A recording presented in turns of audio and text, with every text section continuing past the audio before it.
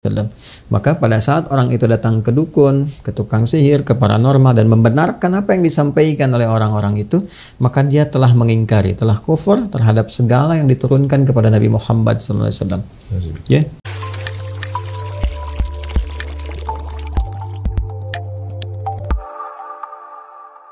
Di media sosial itu sekarang lagi rame.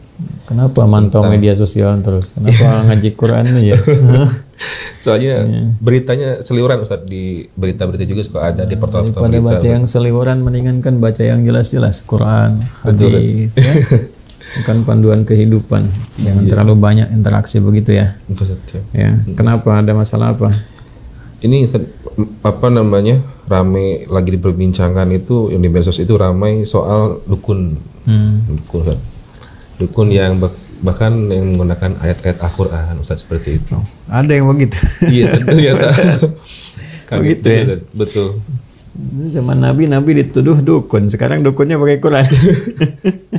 Iya. Pertama, jadi hukum berkonsultasi, meminta sesuatu, membenarkan dunia perdukunan atau apa yang dikatakan dukun sendiri, itu ancamannya tinggi dari Nabi SAW. Berbahaya itu, ya. Jadi ada salah satu hadis yang diriwayatkan oleh sahabat Abdullah bin Mas'ud radhiyallahu taala anhu, beliau menyampaikan, qala Nabi sallallahu alaihi wasallam, Nabi sallallahu alaihi wasallam pernah bersabda, "Wa bima ma'na wa kama qala Rasulullah sallallahu alaihi wasallam, man ata arrafan aw sahiran aw kahinan fasa'alahu." Siapa yang datang, kata Nabi sallallahu alaihi wasallam, kepada arrafan. Arrafan itu orang sebut sekarang kayak orang pintar, gitu kan. Nah, paranormal lah ya. Nah, macam-macam lah selalu dibahasakan yang bagus-bagus ya. Padahal juga jadi masalah. Kenapa disebut orang pintar? Karena yang datang bodoh gitu. Iya juga betul. Kenapa disebut orang pintar? Karena yang datang bodoh kan. Kalau nggak bodoh kan nggak datang ke situ. Iya. Tapi intinya begitulah gitu, penerawang dan sebagainya. Nah, kemudian yang kedua sahiran, tukang sihir, magic dan sebagainya yang memang ditujukan untuk sihir, santet dan semisalnya. Lalu yang ketiga kahinan, dukun. Jadi ada satu kayak paranormal, kekinian dia bahasanya. Kemudian yang kedua tukang sihir, yang ketiga adalah dukun. Fasadahu, lalu meminta sesuatu, konsultasi kah, minta untuk jasa tertentu kah, ke penerawangan, minta jimat, minta ini, minta itu, atau minta jasa untuk menyakiti seseorang dengan sihir, ya, minta jimat pada dukun tertentu misalnya dengan sesuatu. Kemudian ini yang jadi persoalan, ya, fayusaddiquhu bima yaqul. Kemudian dia membenarkan, meyakini apa yang disampaikan oleh dukun itu, ya, atau tukang sihir itu, atau paranormal itu. Apa kata Nabi sallallahu alaihi wasallam? Nah, ini yang paling berbahaya. Itu diancam langsung dengan kalimat Nabi, faqad kafara bima unzila ala Muhammadin sallallahu alaihi wasallam. Maka pada saat orang itu datang ke dukun, ke tukang sihir, ke paranormal dan membenarkan apa yang disampaikan oleh orang-orang itu, maka dia telah mengingkari, telah kufur terhadap segala yang diturunkan kepada Nabi Muhammad sallallahu alaihi wasallam. Ya. Nah, itu di antara uslub, ya, atau cara menyampaikan informasi yang menunjukkan kecaman yang sangat tinggi, bahkan nanti menunjukkan kepada kekufuran terhadap nilai-nilai syariat yang paling pokok, yaitu akidah. Itu berbahaya. Itu berbahaya. Kata Nabi sendiri itu telah kufur dengan syariat Nabi. Karena itu anjurannya adalah segera bertaubat, ya. Jadi jangan sampai melibatkan diri pada yang seperti itu.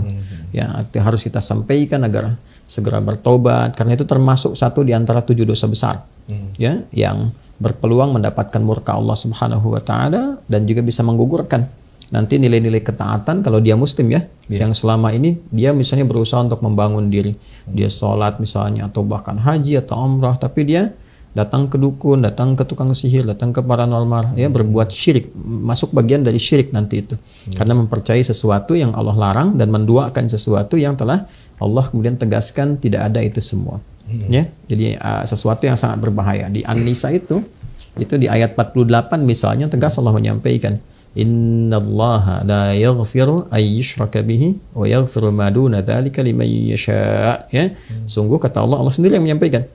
Allah tidak akan berkenan mengampuni dosa syirik. Ya kan? Kalau dia bawa sampai mati.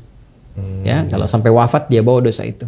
Kecuali kalau sebelum datang ajalnya dia tobat, ya, mohon ampun kepada Allah, dia perbaiki dirinya, menjauhi syirik, taubatan nasuha, maka berpeluang mendapat ampunan Allah Subhanahu wa taala. Tapi kalau dia pertahankan sampai dengan dia wafat, sampai kembali kepada Allah, maka amal apapun yang dia kerjakan terhapus semuanya. Ya, dan itu sangat berbahaya ancamannya. Itu bagi yang berbuat konsultasi dengan membenarkan, percaya dengan itu semua. Sekarang kalau jadi pelakunya, itu jadi lebih berbahaya lagi tuh. Ya, bila dia mengaku muslim. Ya, bila mengaku muslim. Karena itu kita mendoakan semoga Allah melembutkan hati-hati orang yang menduga bahwa dukun itu bagian dari profesi misalnya, ya. Hati-hati kalau dia muslim ya. Kalau dia bukan muslim, ya itu urusannya. Kita tidak memberikan pencerahan atau arah-arah jalan kebaikan yang mengikat di luar nilai keislaman. Kalau ingin belajar dipersilahkan. Tapi bagi orang Islam mesti yakin dengan tuntunan keislamannya. Ya, mesti yakin dengan pedoman keislamannya. Nah, di tuntunan keislaman itu tidak boleh menjadi dukun. Jadi kalau ada orang Islam menganggap bahwa dukun bagian dari profesi, itu dosanya besar. Apalagi kalau jadi dukun. Nah, yang paling menarik itu begini. Dulu Nabi Muhammad SAW saat diturunkan Al-Quran kepada beliau sebagai pedoman berkehidupan, itu ada yang menduga sebagian dari masyarakat di sekitaran Mekah yang ingkar pada masa itu, menduga bahkan menuduh Nabi Muhammad itu dukun. Penyihir tadi. Iya, dituduh penyihir, dituduh penyair, dituduh gila, dituduh lagi dukun. Jadi ayat-ayat Quran itu diposisikan sebagai jimatnya, katanya Muhammad bawa jimat, dia dukun tuh. Makanya turun beberapa ayat, yang paling pokok tuh 2 ayat. Ya, yang langsung diturunkan oleh Allah Subhanahu wa taala sebagai pembelaan bagi Rasulullah sekaligus menepis semua tuduhan-tuduhan itu. Jadi Allah telah membebaskan Nabi Muhammad SAW dari tuduhan-tuduhan perdukunan. Ya, dengan ayat-ayat Quran. Lalu kalau datang orang membawa ayat Quran dan itu dukun, itu dosanya besar sekali. Nabi Muhammad dituduh dukun.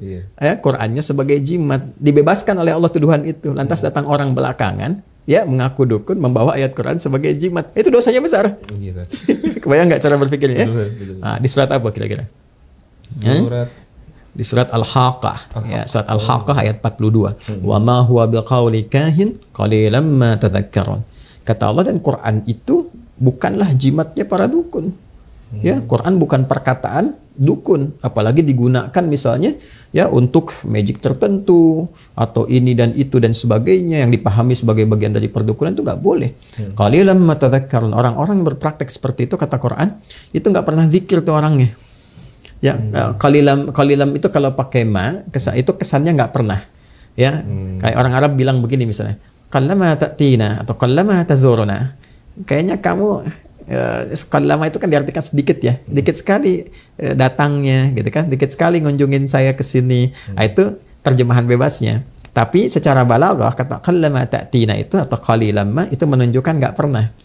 Jadi kalau seseorang sudah berbuat maksiat, itu pasti implikasi terbesarnya kesolehannya akan menurun. Ya, karena salah itu lawannya soleh. Jadi kalau solehnya naik, salahnya turun. Kalau salahnya naik, solehnya turun. Ya, makanya orang-orang munafik itu sedikit zikirnya. Innal munafiqina yukhadi'una Allah wa huwa khadi'uhum wa idza qamu ila sholati qamu kusala yura'una an-nasa wa la yadhkuruna Allah illa qalila wa la yadhkuruna Allah illa qalila. Ya, An-Nisa ayat 142. Kata Allah, orang munafik itu kan banyak problemnya tuh. Banyak maksiatnya, banyak salahnya. Makanya kalaupun zikir itu cuma sedikit, itu pun kalau ada kepentingannya aja.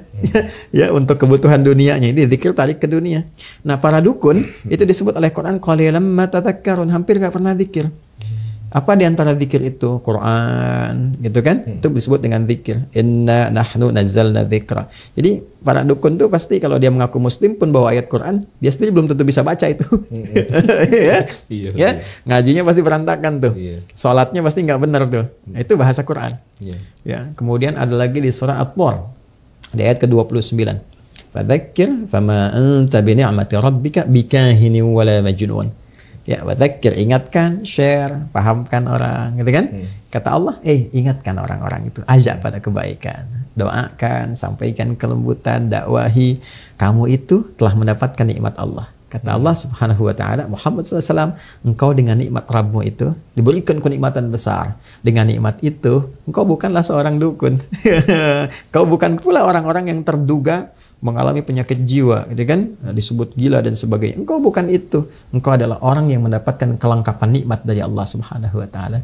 Jadi artinya hal-hal yang berdekatan dengan dukunisme, ya, paranormalisme, sihirisme dan sebagainya, itu menjauhkan seseorang dari nikmat Allah Subhanahu wa taala. Dan kenikmatan terbesar itu ketika seorang hamba tersambung dengan Allah lewat zikir. Paham nggak? Ngerti ya? Jadi yang begitu satu diabaikan. Sekalipun seseorang dia mengenakan misalnya perangkat-perangkat keagamaan, keislaman dan sebagainya, tapi membawa risalah-risalah, informasi, ajaran-ajaran yang bertentangan dengan nilai keislaman, jauhi. Yang kedua, doakan, karena dia pun selama hidup masih punya hak untuk menjadi soleh. Ya, kita bantu supaya bertobat, mengarah pada yang baik, belajar kepada guru yang benar, sehingga itu menjadi perubahan pada dirinya dan mendorong orang-orang yang menganggap itu profesi dari teman-temannya untuk bertobat, kembali pada jalan kebaikan. Ya, kalau ada yang soleh, kenapa pilih yang salah? Rizki dijamin nggak oleh Allah? Dijamin. Diberikan nggak? Diberikan. Terus yang menjaga kita siapa? Allah. Yang merawat kita siapa? Allah. Allah memberi jalan yang baik tidak? Kalau ada jalan yang baik, kenapa memilih yang buruk?